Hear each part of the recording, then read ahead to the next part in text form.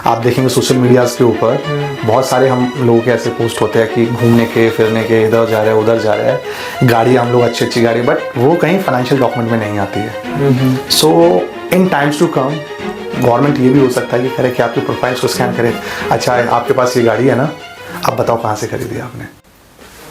नमस्कार, आप देख रहे हैं दैनिक पड़ताल टीवी और मैं हूं कुलदीप चौहान। जैसा कि आप सभी को पता है, देश में बजट आ चुका है और इस बजट को लेके सबके मन में एक सवाल है, क्या ये बजट हमारे लिए फायदा है या नुकसान। तो इस पर चर्चा करने के लिए हमारे साथ मौजूद हैं सीए पवन चौहान जी, जो एक खुद सीए भी हैं और गौतम बुद्ध नगर ICAI के चेयरमैन भी हैं। पवन जी, आपका सबसे पहले बहुत बहुत स्वागत है। Thank you so much. कैसे हैं आप? मैं ठीक हूँ, आप कैसे हैं? मैं बहुत बढ़िया जी। बजट आ चुका है जी। और सबके मन में सवाल है कि ये बजट हमारे लिए कैसा है, बजट बिगड़ेगा या बजट सही होगा। जी बिल्कुल, एक्चुअली नॉर्मली बजट बिगड़ेगा या ख़राब होगा ऐसा कुछ नहीं है इस बजट के अंदर। नॉर्मली आम आदमी के हिसाब से देखें तो एक बार एक ये भी बोलते हैं कि कई बार नेगेटिव अनाउंसमेंट ना होना भी पॉजिटिव है। तो इस बजट में ऐसा ही हुआ है कि कोई नेगेटिव अनाउंसमेंट नहीं है, बट पॉजिटिव अनाउंसमेंट की बात करें तो कोई डायरेक्ट बेनिफिट आम आदमी को नहीं दिया गया है, बट उसके अलावा बहुत सारी ऐसी एडमिनिस्ट्रेटिव चीज़ें हैं जो उनको प्रदान की गई है, जिसकी वजह से उनका इनकम टैक्स रिलेटेड चीज़ें आसान हो जाएंगी। और जो एक उन्होंने टर्म यूज़ किया है अपना ईज़ ऑफ लिविंग, तो उसके अंदर बहुत सारी चीज़ें हैं जिस पे खास ध्यान दिया गया है इस बजट के अंदर। तो ओवरऑल इन नटशेल डायरेक्ट कोई बेनिफिट नहीं दिया गया है, बट येस क्योंकि कोई नेगेटिव अनाउंसमेंट भी नहीं है तो इस वजह से बजट बहुत अच्छा है आम आदमी के लिए। आम आदमी के लिए अच्छा है? आम आदमी के लिए अच्छा है क्योंकि कोई नेगेटिव अनाउंसमेंट नहीं है। तो आम आदमी के लिए इसमें सबसे विशेष अच्छी चीज़ क्या है? इसमें एक्चुअली इनकम टैक्स के अंदर जो मेन एक्ट होता है, जहाँ पे जो भी एक आम आदमी है डायरेक्टली इम्पैक्ट होता है उस चीज़ से, उसमें बहुत सारी चीज़ें हैं। जैसे एक इनकम टैक्स रिटर्न फाइलिंग का होता है। Normally income tax return filing का अभी तक के प्रोविजन में थे कि आपने एक बार अगर रिटर्न को फाइल कर दिया है, आप उसको 31 दिसंबर के बाद में अपडेट नहीं कर सकते थे। उसमें एक प्रोविजन था कि आप उसके बाद में उस रिटर्न को रिवाइज भी नहीं कर सकते थे। अच्छा। तो उसको टाइम को उन्होंने एक्सटेंड बढ़ा दिया है, बट ऑब्वियसली एक नॉमिनल फीस उन्होंने उसमें इंसर्ट कर दिया कि इतना एक नॉमिनल फीस देने के बाद में आप अपने रिटर्न को रिवाइज कर सकते हैं। सो ये बड़ा है। प्लस जैसा कि अपना सबसे बड़ा जो इसमें फ़ायदा है कि इनकम टैक्स एक्ट 2025 इम्प्लीमेंट हो रहा है, तो उसमें जो बेसिक लिमिट है, जैसा कि लास्ट ईयर अनाउंस हुआ था कि अगर आपका टैक्सेबल इनकम 12 लाख से नीचे है तो आपको कोई टैक्स देने की ज़रूरत नहीं है। बट येस, अगर उससे ऊपर जाता है तो उसमें जो भी स्लैब्स दिए उसके हिसाब से टैक्स पे करना पड़ेगा, बट 12 लाख तक की इनकम के लिए कोई टैक्स नहीं है। अच्छा जी। उसके अलावा कुछ जो ईज ऑफ लिविंग की हम बात करते हैं, उसमें कुछ रेयर डिसीज़ है जिन्होंने उसको अंदर इंक्लूड किया है कि उसको रेयर डिसीज़ माना है, उस पर कस्टम ड्यूटीज़ वगैरह जो लगती थी उसको एग्जेम्प्ट किया गया है। उसके अलावा मोस्टली जो थोड़े से चेंजेस है that is for the HNIs। आप इंडिया के बाहर से पर्सनल कुछ इंपोर्ट करते हैं, उस पर कस्टम ड्यूटी में अपना एग्जेम्पशन दिया गया है। ठीक है, एक बैगेज रूल्स होता है कि अगर इंडिया के बाहर आप जाते हो और वापस आते हो तो उसमें एक बैगेज रूल्स लगता है कि आप क्या क्या चीज़ें कितने अमाउंट का खरीद के लेके आ सकते हो, तो उनको उन्होंने चेंज किया है। तो इस बजट में आप बताइए कि कौन कौन सी चीज़ें ऐसी हैं जो सस्ती होंगी, कौन कौन सी महंगी होंगी। ऐसा डायरेक्ट इम्पैक्ट कोई नहीं है क्योंकि GST के अंदर मतलब डायरेक्ट कोई इस बजट के थ्रू कोई बेनिफिट नहीं दिया गया है, राइट। उसके अलावा कुछ इलेक्ट्रॉनिक्स आइटम्स है जो कंपोनेंट्स आते हैं उनको कस्टम्स के अंदर जरूर सस्ता गया है, कस्टम ड्यूटी उनके ऊपर सस्ती गई है, बट मोस्टली इस तरह की चीज़ें हैं जो हमारे नेशनल कहते हैं कि भारत आत्मनिर्भरता के लिए ज़रूरी है, उन चीज़ों पे ज़्यादा फोकस है इस बजट के अंदर। जैसे हम बात करें डाटा सेंटर्स की कि अगर कोई इंटरनेशनल ऑर्गेनाइजेशन या कोई MNC इंडिया के अंदर अपने डाटा सेंटर सेटअप करती है और यहाँ से इंडिया के बाहर उस क्लाउड सर्विसेज प्रोवाइड करती है तो उनको 2047 तक एग्जेम्पशन दे दिया गया है। ठीक है। उसके अलावा अगर हम बात करें रेयर अर्थ मिनरल्स की, जो आजकल बहुत चर्चा में भी है कि चाइना ने उनके ऊपर एक्सपोर्ट पे बैन लगा दिया है, इन चीज़ों के ऊपर अब इंडिया ने कॉरिडोर बनाया है इंडिया के अंदर ही, जहाँ पे अपना जो रेयर अर्थ मिनरल्स है उस पर डिगिंग कर सकते हैं। अपना सेमीकंडक्टर चिप है उस पर हम लोगों ने गवर्नमेंट का फोकस है। तो इस तरह की चीज़, इलेक्ट्रॉनिक कंपोनेंट्स, जो हमारे जितने भी इलेक्ट्रॉनिक आइटम्स है उनके कंपोनेंट्स में जो भी है उसके ऊपर सरकार ने एग्जम्पशन दिया है कस्टम्स के अंदर, प्लस जो सप्लाई उनको सप्लाई करेगा उसको इंडिया में टैक्स एग्जम्पशन भी दिया है। अच्छा। तो इन सब चीज़ों का पर्पज़ ये है कि हम आत्मनिर्भरता की तरफ कैसे बढ़ सकते हैं। आज डेट में हम बहुत सारी चीज़ों के ऊपर, डाटा सेंटर के ऊपर, यूएसए और डेवलप्ड नेशंस के ऊपर डिपेंडेंसी है हम लोगों की, ठीक है। अपना मैकेनिकल या मैकेनिकल जो भी कंपोनेंट्स है या फिर रेयर अर्थ मटेरियल है, इन चीज़ों के लिए, या फार्मा के ऊपर इंडियन गवर्नमेंट ने एक अच्छा स्टेप लिया है कि अगर कोई डेटा सेंटर बनाता है जी, तो सबसे ज़्यादा फायदा उसका क्या होगा? उसका सबसे बड़ा फायदा देखो, डायरेक्टली हम कहते हैं कि डाटा ब्रीच, जो आज डेट में हमारा सारा डाटा है, आज की डेट में कहा जाता है डाटा इज वेल्थ, ठीक है। तो उस वेल्थ को आज की डेट में हम जो भी क्लाउड वगैरह यूज़ कर रहे हैं उसका डाटा कहीं ना कहीं बैकअप इंडिया के बाहर स्टोर हो रहा है। अगर वो इंडिया में आता है तो एक सबसे बड़ी चीज़ है प्राइवेसी, कि हम लोगों का इंडियन पॉपुलेशन का डाटा इंडिया में रहेगा, ठीक है। उसके अलावा इनडायरेक्टली बहुत सारे एम्प्लॉयमेंट जनरेट करेगा। नहीं, मैं पूछना चाह रहा हूँ कि जो डेटा सेंटर बनाएगा जी, उसको क्या बेनिफिट मिलेगा? उसके लिए बेनिफिट, आप 2047 तक उसको कोई टैक्स देने की जरूरत नहीं है इंडिया के अंदर। जो भी इनकम टैक्स रहेगा, अच्छा, एक अगले 21 सालों तक उनको कोई टैक्स नहीं देना क्या है। बात। सो गवर्नमेंट ये चीज़ प्रमोट करे कि आप आइए इंडिया के अंदर अपने डाटा सेंटर्स खोलिए और यहाँ से आप क्लाउड सर्विसेज प्रोवाइड कीजिए, इंडिया के बाहर सर्विसेज प्रोवाइड कीजिए। तो लॉन्ग टर्म इसका बेनिफिट क्या होने वाला है कि एक तो हमारा डाटा इंडिया के अंदर रहेगा, प्लस हम यहाँ से बैठ के वर्ल्ड क्रॉस जो भी डाटा सेंटर्स है सर्विसेज प्रोवाइड करा सकते हैं। तीसरा, इनडायरेक्टली बहुत सारा एम्प्लॉयमेंट जनरेट होगा। आज डेट में जो भी हमारे इंजीनियर्स है, बड़े बड़े जो इंडिया के बाहर चले जाते हैं अपना जॉब के लिए, वो इंडिया में वापस आएंगे काम की तलाश में। काम की तलाश, काम तो ऑलरेडी है। अब जैसे यूएस के अंदर वीज़ा वगैरह का इशू है, सो जो भी यहाँ पे सेटअप्स एमएनसीज आएंगी उनको इंडिया के बाहर भेजने की जरूरत नहीं है। ये तो एक चीज़ माननी पड़ेगी, वर्ल्ड क्रॉस इंडियन टैलेंट हर जगह पे है और बिना उसके दुनिया आज डेट में चल ही नहीं सकता है। Whatever the stream is, whatever the industries, Indians हर जगह पे है। तो वो हमारा जो ब्रेन ड्रेन हो रहा है that will stay in India, so that is the biggest opportunity. तो वो डाटा सेंटर खुलने से फ़ायदा होने वाला है। अच्छा, इसमें किसानों के लिए क्या महत्वपूर्ण है?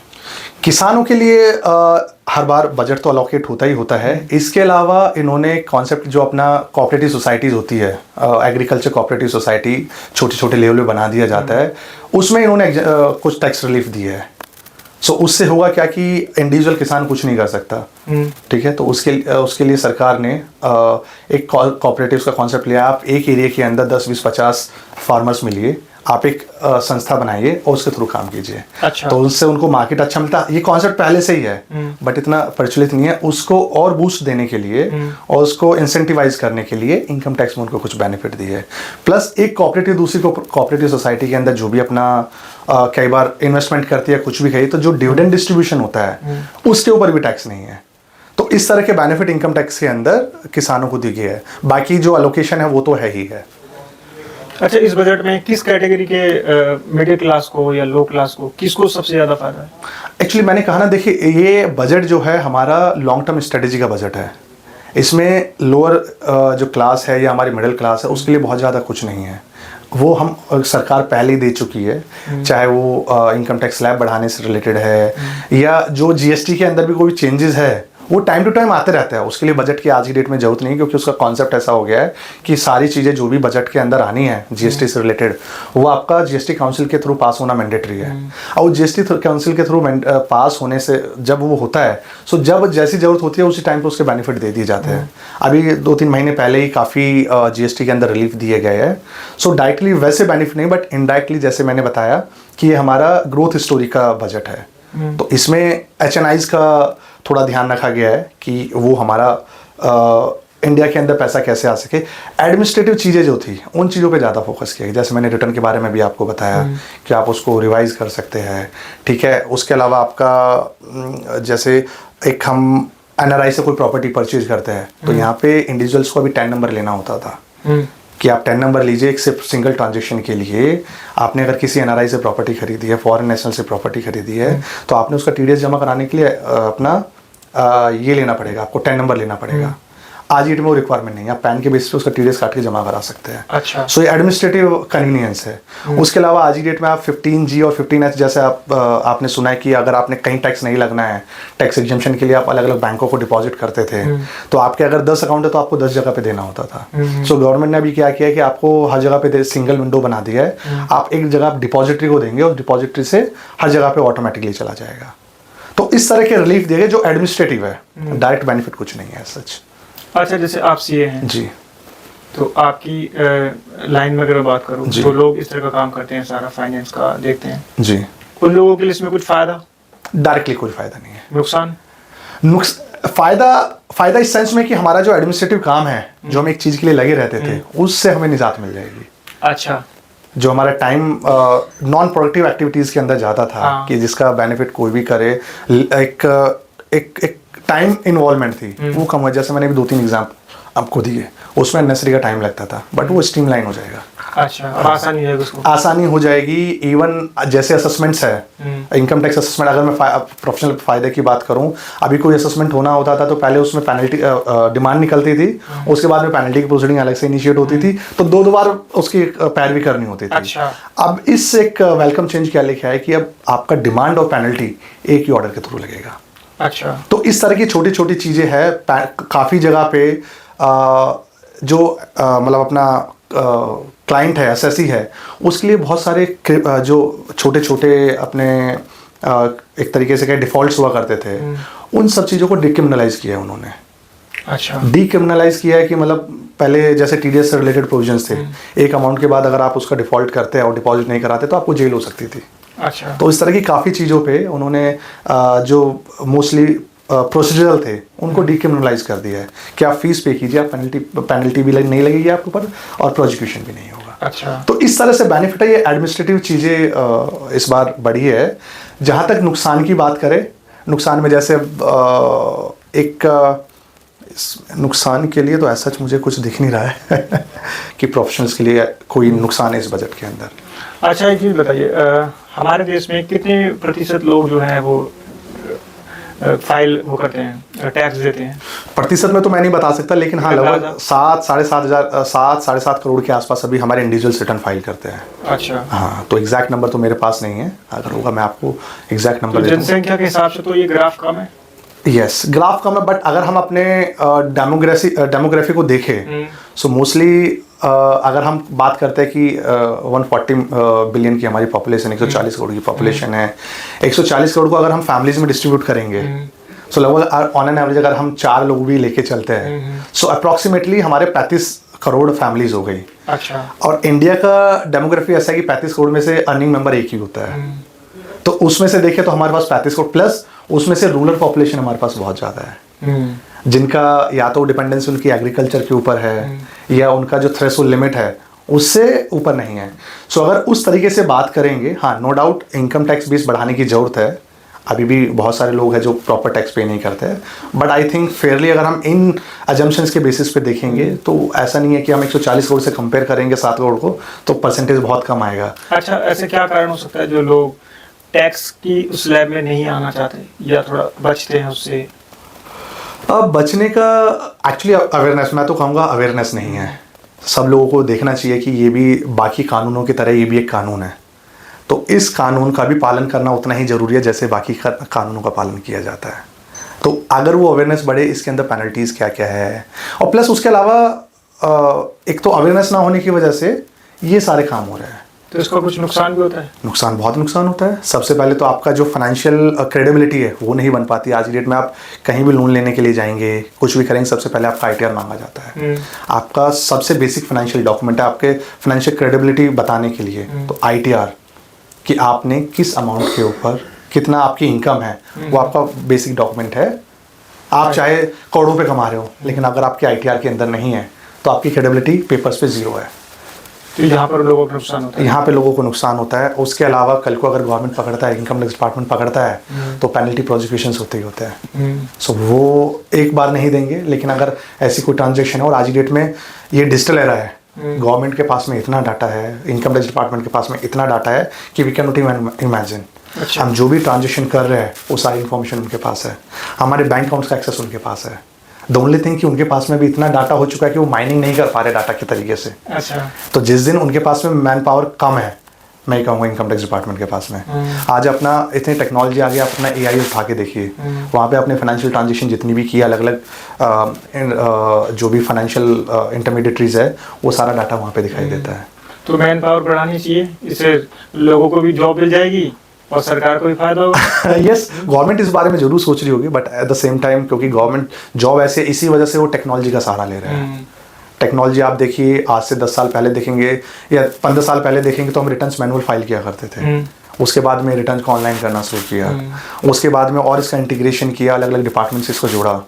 आज डेट में उसके बाद में एक फॉर्म 26CS होता था जहाँ पे सिर्फ आपके जो TDS वगैरह कटा है उसकी इन्फॉर्मेशन आती थी।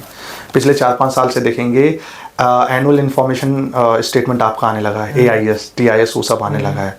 आप इतनी इन्फॉर्मेशन उसके अंदर होती है जितनी इन्फॉर्मेशन आज डेट में खुद असेसी को नहीं पता होता। अच्छा, कभी ऐसा भी हो सकता है केवल अकाउंट नंबर डालेंगे, पैन नंबर डालेंगे और AI अपने आप पूरा फॉर्मेट बना करके दे देगा, इतना टैक्स बनाया जी आपको, इतना जमा करना है, इतना ऐसा? यस, ऑलरेडी सरकार उसमें जो बेसिक मतलब सिंपल रिटर्न्स है उसके लिए already utilities income tax department ने प्रोवाइड किया हुआ है। आपकी जो भी इनकम है उस पर्टिकुलर हेड के अंदर डालिए, आप ऑनलाइन जाइए, किसी हेल्प की आपको कोई जरूरत नहीं है, आप ऑनलाइन जाइए। आप बट ये पता होना चाहिए कौन सी इनकम पे मुझे टैक्स देना है और किस हेड के अंदर देना है, तो आप वो डालिए, ऑटोमेटिकली वो सिस्टम यूटिलिटी आपको कैलकुलेट करके देगा और वहीं से आपको रिटर्न फाइल करने में देगा। जहाँ कॉम्प्लेक्स रिटर्न है तो ऑब्वियसली हम लोग सजेस्ट भी करते हैं, अगर आपको कोई भी डाउट है, कोई कॉम्प्लेक्स है, तो आप रिटर्न फाइल मत कीजिएगा क्योंकि उसके रेपरकेशन ज़्यादा है। कल को आपको नोटिस आ सकता है और आजकल तो नोटिस इमीडिएटली आते हैं। अगर आपकी रिटर्न प्रॉपर तरीके से फाइल नहीं है तो इमीडिएटली 2-3 घंटे के अंदर आपके नोटिस या डिस्क्रिपेंसी लेटर्स कहिए वो सब आना शुरू हो जाता है। वो तो आपके हिसाब से बजट कैसा है? बजट ओवरऑल देखेंगे विकसित भारत के लिए है, आत्मनिर्भर भारत के लिए बजट है ये, ठीक है। लॉन्ग टर्म थॉट है, अगर हम 2047 सोच रहे हैं, अगर हमें विकसित देश बनना है तो ये जो बेसिक चीज़ें हैं, जैसे मैंने अभी आपसे जिक्र किया डाटा सेंटर्स का, बहुत बहुत क्रूशियल है किसी भी इकोनॉमी के लिए। इस बजट में ऐसी कौन सी चीज़ें रह गई जो चाहते हैं कि आप भी वो चीज़ें होती तो अच्छा होता?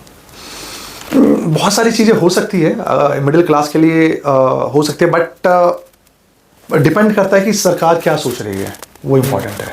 आप ऐसी कुछ बातें जो आप बताओ, कुछ ऐसे पॉइंट्स हो ऐसा तो लोगों को फायदा मिले, जिससे फायदा देखो, अगर ये अपना स्लैब है इसको बढ़ाया जाए, जो रोजमर्रा की चीजें हैं उन पे GST कम किया जाए तो इन्हीं चीजों से डायरेक्ट फायदा होगा। बाकी एजुकेशन है अपना, अगर आप ओवरऑल देखेंगे ना, मैं वही कहूँगा कि इंडिविजुअल, अगर हम इंडिविजुअल के बारे में सोचेंगे देश कभी तरक्की नहीं कर सकता। देश को तरक्की करने के लिए हमें कलेक्टिवली सोचना पड़ेगा। और इस बजट में अगर आप देखेंगे इंफ्रास्ट्रक्चर के ऊपर आप 11.2 लाख करोड़ का एक्सपेंडिचर इस बार सरकार करे, जो अब तक की हिस्ट्री में सबसे ज़्यादा है। अगर इंफ्रास्ट्रक्चर बढ़ेगा, रोड्स और ये सब बढ़ेंगे तो एम्प्लॉयमेंट तो ऑटोमेटिकली जनरेट होना है।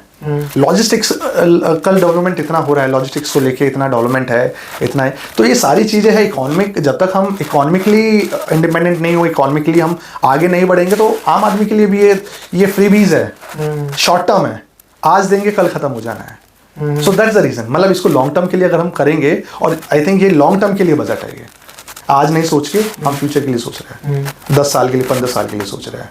हम डिपेंडेंसी जो आज की डेट में इंपोर्ट्स के ऊपर डिपेंडेंसी, उसको ख़त्म करने के बारे में सोच रहे हैं। So I think that's a welcome. अगर इंडिया एज ए होल देखे तो बहुत अच्छा बजट है ये। MSME और इस बजट में क्या फ़र्क पड़ेगा? MSME पे कुछ फ़र्क पड़ेगा? MSME में बिल्कुल फ़र्क पड़ेगा। अब इनडायरेक्टली अगर आप देखें, जैसे हम लॉजिस्टिक्स की बात की, हम लोगों ने इंफ्रास्ट्रक्चर की बात की, सबसे एक्चुअली MSMEs के लिए एक तो उसका डेफिनेशन बहुत वाइड कर दिया। आज की में लगभग 95 to 98% जो हमारे पास बिजनेसेस है, दैट इज़ MSMEs ओनली। और उनके लिए आज की डेट में सबसे बड़ा पेन क्या है? उनको अच्छे रोड्स, लॉजिस्टिकल कॉस्ट, जो इधर से उधर माल ट्रांसपोर्ट करने में उनको कॉस्ट, अगर बेटर इंफ्रास्ट्रक्चर होगा तो वो चीज़ ऑटोमेटिकली बिजनेसमैन को हेल्प करेगी।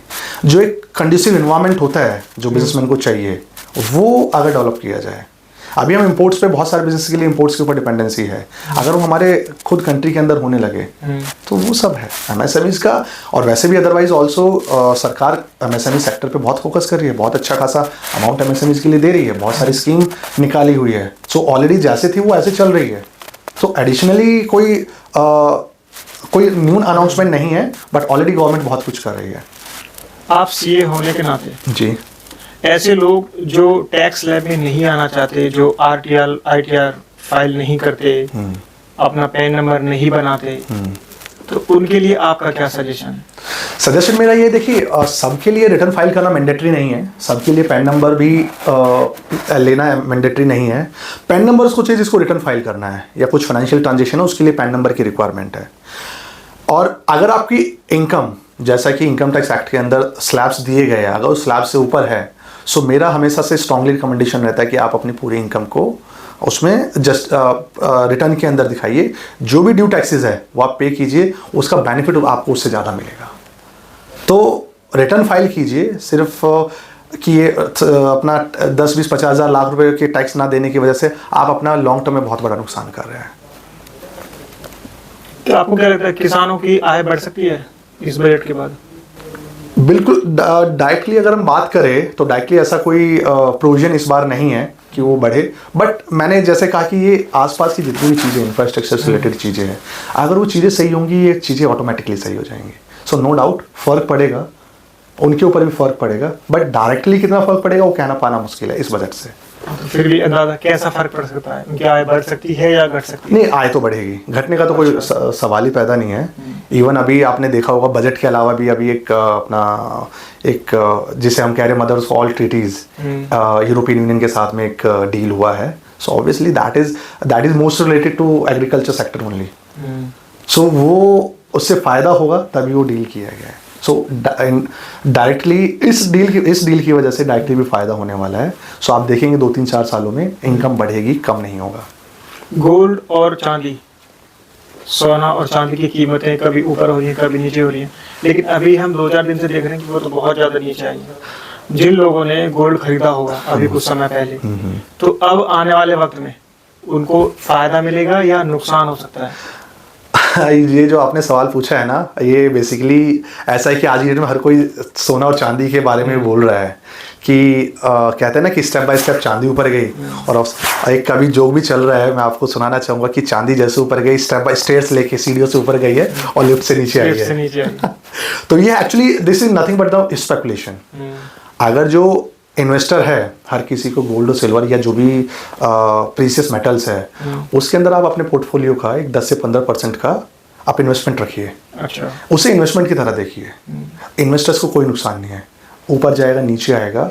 इन्वेस्टर का मतलब होता है कि आप धीरे धीरे करके एक सर्टेन पीरियड के अंदर खरीद रहे हैं। आपका इंटेंट बेचने का नहीं है, प्रॉफिट मेकिंग का नहीं है। बट ये जितना भी नुकसान है, फायदा है, सब इस जो भी स्पेकुलेशन के लिए बैठे हुए ट्रेडर्स हैं उनको बहुत बड़ा नुकसान है। एक 3-4 दिन के अंदर अगर चांदी लाख रुपए से नीचे आ जाता है तो आप समझ सकते हो। तो एंड यूजर को कोई फायदा नहीं है, मेरे को और आपको कोई नुकसान नहीं है, क्योंकि हम लोगों ने लॉन्ग टर्म के लिए खरीदा हुआ है। आज आप 2 लाख रुपए के रेट पे खरीदो, 1.5 लाख रुपए, कल 1.5 लाख रुपए के रेट पे खरीदा था, आज 2 लाख रुपए के रेट पे खरीदो, कल 2.5 लाख रुपए के रेट पे खरीदोगे। Over the period of time वो एवरेज आउट हो जाता है। क्या ऐसे प्रॉपर्टी भी नीचे आ सकती है? प्रॉपर्टी नीचे आना मुश्किल है, डिपेंड करता है कि आप किस एरिया के बारे में बात कर रहे हैं। बट ऑब्वियसली जिस तरह का जो हम लोगों ने पिछले 3-4 सालों में देखा है वो गेन तो नहीं होगा। एक सैचुरेशन पीरियड आ चुका है। अगले टू माई एक्सपेक्टेशंस अगले 2-3 सालों के लिए लगभग 2028-2029 तक सैचुरेटेड रहेगा।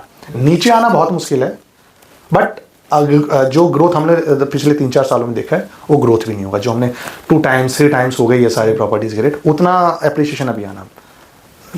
और हेल्थ सेक्टर की अगर बात करें तो हेल्थ सेक्टर में बहुत सारी चीज़ें लेके आए हैं। इवन कस्टम्स के अंदर बहुत सारी मतलब एक्चुअली क्या है कि मोस्टली हम लोग तो डिपेंडेंसी हमारी इंपोर्ट्स के ऊपर है। तो ऐसी 7 क्रोनिक बीमारियों को और उन्होंने आइडेंटिफाई किया कि जिनके इंपोर्ट के ऊपर जो कस्टम ड्यूटी है उसको ज़ीरो कर दिया गया है। ठीक है, उसके अलावा एक प्रोविजन में छोटी सी बात करूं जो छोटा है बट क्रूशियल है। हमारा जो एक मोटर एक्सीडेंट क्लेम ट्राइब्यूनल के थ्रू जो भी कॉम्पनसेशन मिला करता था, ठीक है, अभी तक उस पर टैक्स लगा करता था उसके इंटरेस्ट के ऊपर। अच्छा। इस बजट के बाद में उसको एग्जम्प्ट कर दिया गया है। ओके। हाँ, तो इस तरह की छोटी छोटी चीज़ें हैं। तो मेडिकल सेक्टर के अंदर भी है काफ़ी चीज़ें इन्होंने, जैसे भी एक for the very first time all India medical institute of Ayurveda वो एस्टेब्लिश किया है, जो आज से पहले नहीं था। तो आयुर्वेदा के लिए भी जैसे अपने एम्स होते हैं, वो आयुर्वेदा के लिए भी इस बार एस्टेब्लिश करा इस बजट के थ्रू। उसके अलावा 5 रीजनल मतलब मेडिकल टूरिज्म डेवलप कर रहे हैं। सो बेसिकली उन सेंटर्स को उसी तरह से डेवलप किया जा रहा है. सो मेडिकल पे फोकस है. उसके अलावा जो आज की डेट में एग्जिस्टिंग हमारी कैपेसिटी उसको भी अपग्रेड किया जा रहा है. तो वो काम मेडिकल हेल्थ सेक्टर में उन्होंने किया है. तो इसमें जो सबसे बड़ा प्लस पॉइंट है जो हमारी रूट्स है आयुर्वेदा को लेके, सो ऑल इंडिया जो मेडिकल साइंस ऑफ आयुर्वेदा वो सेटअप किया जा रहा है. And this is the beginning. In times to come आप देखेंगे बहुत सारे इस तरह के एम्स आयुर्वेदा खुलने जाएंगे. अच्छा जी. सो सबसे बड़ा प्लस पॉइंट है इसमें. अच्छा, इसके अंदर कुछ ऐसी चीज़ भी है जो और आप बताना चाहें? आई थिंक मैं ऑलरेडी सम अप कर चुका हूँ. ये हमारे मतलब दूरदृष्टि का बजट है. इसमें ज़्यादातर फोकस अपना 10 year 15 year down the line जो भी है उनको ध्यान में रख के सारे डिसीजन लिए जा रहे हैं इसके अंदर. दरअसल कि आप सीए हैं जी. कोई बजट के अंदर ऐसी चीज़ जो हमें नज़र नहीं आ रही और वो आपको नज़र आई हो? प्रोग्रेसिव बजट है ओवरऑल. अगर हम देखेंगे प्रोग्रेसिव है. इस पे फोकस जो मैंने कहा अगेन, अब रीडिंग करेंगे तो हम लगेंगे कि ये प्रोविजन है ये प्रोविजन है, बट ओवरऑल अगर इसका जिस्ट निकालेंगे तो हम आत्मनिर्भर भारत की तरफ बढ़ रहे हैं. उसका बजट है ये. एक चीज़ और, जैसे कि आप देख रहे हैं सोशल मीडिया, यूट्यूबर्स, जी, कंटेंट क्रिएटर्स लगातार बढ़ते जा रहे हैं. राइट. इस बजट में भी उनके लिए, हाँ बिल्कुल. एजुकेशन सेक्टर के अंदर इन्होंने यूट्यूबर्स रादर मैं कहूँगा डिजिटल एजुकेशन को ज़्यादा प्रमोट किया है. इवन हर स्कूल के अंदर लगभग 2000 स्कूलों के अंदर जो अपना ये लैब्स को सेटअप किया जा रहा है, क्रिएटर लैब्स को सेटअप किया जा रहा है. 500 से ज़्यादा कॉलेजों के अंदर ये लैब सेटअप की जाएंगी.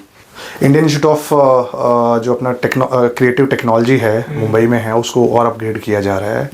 और जैसा मैंने बताया कि 2000 स्कूलों के अंदर टिंकरिंग लैब और क्रिएटर्स लैब आपका हो, और कॉलेजों के अंदर. तो मतलब गवर्नमेंट का इस चीज़ पे फोकस है कि आने वाली जो जनरेशन है वो कंटेंट के बारे में, वो डिजिटल मीडिया के बारे में, उन सब चीज़ों की भी नॉलेज रखे.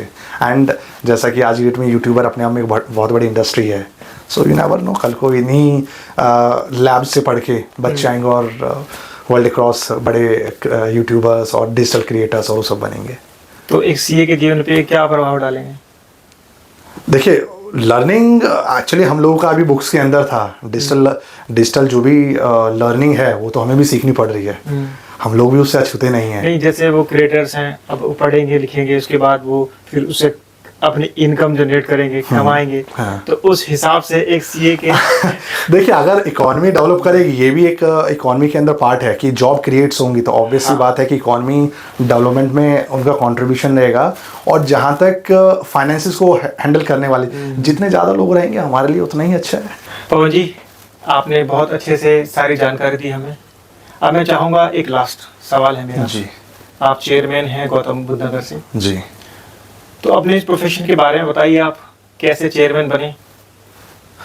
एक्चुअली हालांकि इस चीज़ के बारे में बहुत कम लोग जानते हैं. जो हमारा इंस्टीट्यूट है, the institute of chartered accountants of India, that is passed by an act of parliament. और इवन हमारा प्रोफेशन, हमारा संविधान लागू हुआ उससे पहले का है. अच्छा. कैन यू इमेजिन कि हमारा जो एक्ट है, चार्टर्ड अकाउंटेंट्स एक्ट 1949 में पास किया था पार्लियामेंट ने. जो इंटरिम पार्लियामेंट था उन्होंने, और अपना 1950 के अंदर हमारा कॉन्स्टिट्यूशन इफेक्टिव हुआ था. So you can understand the importance कि उसका इम्पोर्टेंस क्या रहा होगा. तो ये एक्चुअली इसकी जो गवर्निंग हमारी मिनिस्ट्री है, that is ministry of corporate affairs, उसके अंडर में हम काम करती है हमारी इंस्टीट्यूट. और इसका जो सेटअप है वो 3 लेयर्स में डिस्ट्रीब्यूटेड है. सेंट्रल काउंसिल जो चार्टर्ड अकाउंटेंट्स के लिए पॉलिसी मेकिंग में रहता है, पॉलिसी मेकिंग प्लस गवर्नमेंट्स को अलग अलग चीज़ों में सपोर्ट करते हैं, मिनिस्ट्रीज को डायरेक्टली सपोर्ट करते हैं. अच्छा. राइट. जो हमारे सेंट्रल काउंसिल मेंबर्स रहते हैं, they are directly involve with the different ministries कि उनको क्या चाहिए, टैक्सेशन से रिलेटेड हम लोग हमारा क्या इनपुट है, या फिर इकॉनमी से रिलेटेड क्या है. तो उन सब चीज़ों पे हम लोगों का सेंट्रल काउंसिल जो है वो मिनिस्ट्रीज को अपना वो देते. उसके बाद में इसके एडमिनिस्ट्रेशन के लिए आज डेट में हम लोग लगभग 5.5 लाख चार्टर्ड अकाउंटेंट है पूरे इंडिया के अंदर, और 12 लाख स्टूडेंट्स है. अच्छा. तो इनको मैनेज करने के लिए पूरे इंडिया को नेक्स्ट लेयर के अंदर 5 रीजन्स के अंदर डिस्ट्रीब्यूट किया गया है. तो जिसमें northern India regional council, central India regional council, western India regional council, eastern and southern. तो इस तरह से 5 सेक्टर्स के अंदर डिस्ट्रीब्यूट किया हुआ है. हमारी जो ब्रांच है Gautam Buddh Nagar branch, 3rd layer obviously branches आती है. सो पूरे इंडिया में अलग अलग डिस्ट्रिक्ट लेवल पे depending on number of members, तो ब्रांचेस बनाई गई है। अच्छा। तो हमारी गौतम बुद्ध नगर ब्रांच जो सेंट्रल इंडिया रीजन काउंसिल के अंदर आती है, जिसको हम शॉर्ट फॉर्म में CIRC बोलते हैं। तो CIRC रीजन के अंदर 7 स्टेट कवर होती है।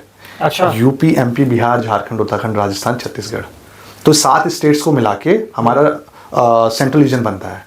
और उसके अंदर गौतम बुद्ध नगर लेवल पे हमारी एक ब्रांच है जो लगभग ऑन पेपर 5,500-6,000 चार्टर्ड अकाउंटेंट्स को कैटर करती है। अच्छा जी, तो उनसे रिलेटेड जो भी इंस्टीट्यूट की पॉलिसीज़ है मेंबर्स के लिए, स्टूडेंट्स के लिए, उन पॉलिसीज़ को यहाँ पे इम्प्लीमेंट करना ग्राउंड लेवल पे, प्लस हमारे मेंबर्स की क्या ग्रीवांसेस है उसको इंस्टीट्यूट तक लेके जाना या अलग अलग लेवल पे रिप्रेजेंट करना। सो वो ब्रांच का काम रहता है, मोस्टली रिलेटेड टू स्टूडेंट्स। अच्छा। राइट। अब जहाँ तक रही बात रिप्रेजेंटेशन की, तो इलेक्शंस तो का प्रोसेस तो सिंपल है कि हर जगह पे लोग ही चुन के भेजते हैं। तो हमारे यहाँ पे भी जो हमने अभी नंबर बताया उसमें चार्टर्ड अकाउंटेंट्स लोगों ने ही हम लोगों को इलेक्ट करके भेजा है। तो हमारी ब्रांच के अंदर, क्योंकि वो मेगा ब्रांच के अंदर आती है, तो यहाँ पे 9 लोगों की कमेटी है, 9 लोग इलेक्ट होके आते हैं थ्रू इलेक्शन। अच्छा। हाँ, तो अभी इस साल के लिए टेन्योर 4 साल के लिए है। तो 2025 से 2029 तक हमारा टेन्योर रहने वाला है। सो 9 लोगों की कमेटी चुन के आती है। फिर इंटरनली वो लोग डिसाइड करते हैं कौन चेयरमैन रहेगा, कौन वाइस चेयरमैन रहेगा। अच्छा। तो इस तरह से ये पूरा प्रोसेस चलता है इसमें। जल्द एक आपके साथ एक पॉडकास्ट करेंगे जिसमें हम ITR के बारे में जानेंगे जी। ताकि आप बहुत अच्छे से दर्शकों को बता पाएं कि ITR क्यों फाइल करनी चाहिए, उसका क्या बेनिफिट है और क्या उसका नुकसान है जो नहीं करते। राइट। हाँ, आई थिंक एक अगर हम इस तरह का पॉडकास्ट, क्योंकि आज की डेट में भी लोगों के अंदर मिसकंसेप्शन बहुत ज़्यादा है डिपार्टमेंट को लेके, मे बी हम कह सकते हैं प्रॉपर अवेयरनेस नहीं है। अभी अगर इनकम टैक्स हम देखें तो अभी तक माना जाता था कि वो बिजनेसमैन के लिए है। हाँ। बट पिछले 5-7 सालों में काफ़ी इवॉल्व हुआ है एंड डिपार्टमेंट के पास इतनी सारी इन्फॉर्मेशन है कि हम चाहे तो बच नहीं सकते। Even in times to come you never know कि हमारी जो सोशल प्रोफाइल्स है उनको भी 360 डिग्री एक तरह से स्कैन किया जाएगा। अच्छा। नॉर्मली होता है कि अच्छा हम आप देखेंगे सोशल मीडियाज़ के ऊपर बहुत सारे हम लोगों के ऐसे पोस्ट होते हैं कि घूमने के, फिरने के, इधर जा रहे हैं, उधर जा रहे हैं, गाड़ी हम लोग अच्छी अच्छी गाड़ी, बट वो कहीं फाइनेंशियल डॉक्यूमेंट में नहीं आती है। सो इन टाइम्स टू कम गवर्नमेंट ये भी हो सकता है कि करे कि आपके प्रोफाइल्स को स्कैन करे। अच्छा, आपके पास ये गाड़ी है ना, अब बताओ कहाँ से खरीदी आपने। अच्छा। अच्छा, आपने साल के अंदर यहाँ भी गए थे घूमने के लिए, यहाँ भी घूमने के लिए गए थे, यहाँ भी घूमने के लिए गए थे, आप सोर्स बताइए कहाँ से खर्च किया, कहाँ से खर्च किया। तो उस तरह की चीज़ें हम उस इरा में बढ़ रहे हैं कि we don't have any other option but to declare our taxes honestly. वही हम लोगों के लिए सबसे अच्छा होने वाला है। सो आपने बिल्कुल सही कहा, पॉडकास्ट में जो भी मिसकंसेप्शन हैं उन चीज़ों के लिए बात कर सकते हैं, हम लोग एजुकेट करने की कोशिश कर सकते हैं। तो आपने हमें इतना सारा समय दिया उसके लिए आपका बहुत बहुत धन्यवाद। और हम भी आपके उज्जवल भविष्य की कामना करते हैं। बहुत अच्छा काम कर रहे हैं आप, लोगों तक बहुत सारी जानकारियाँ अलग अलग फील्ड से, अलग अलग लोगों से मिलकर पहुंचा रहे हैं, जो अपने आप में एक बहुत कहते हैं ना पुण्य का काम है। आज की डेट में डिजिटल एरा के अंदर हर कोई अपना सोशल मीडिया पे बैठा हुआ है, मोबाइल हाथ में लेके बैठा हुआ है, लेकिन सही जानकारी सही समय पे पहुंचना वो भी बहुत बड़ा काम है आज की डेट में। एंड आई थिंक डायरेक्टली और इनडायरेक्टली आप भी जो कहते हैं ना डेवलप नेशन की उसमें काम कर रहे हैं। सो मेरी शुभकामनाएं आपको, आपकी पूरी टीम को कि आप ये लोग काम कर रहे हैं। Thank you so much. Thank you. हमारे साथ मौजूद थे CA पवन चौहान जी। इन्होंने बजट के बारे में हमें बहुत सारी बातें बताई हैं और इसके अलग से भी बहुत सारी ऐसी बातें बताई हैं जो हम सबको अपने जीवन में उतारनी चाहिए। तो जल्द एक पॉडकास्ट के साथ हम मिलेंगे पवन जी के साथ फिर से। तब तक के लिए देखते रहें दैनिक पड़ताल TV। मैं हूं कुलदीप चौहान। बहुत बहुत धन्यवाद।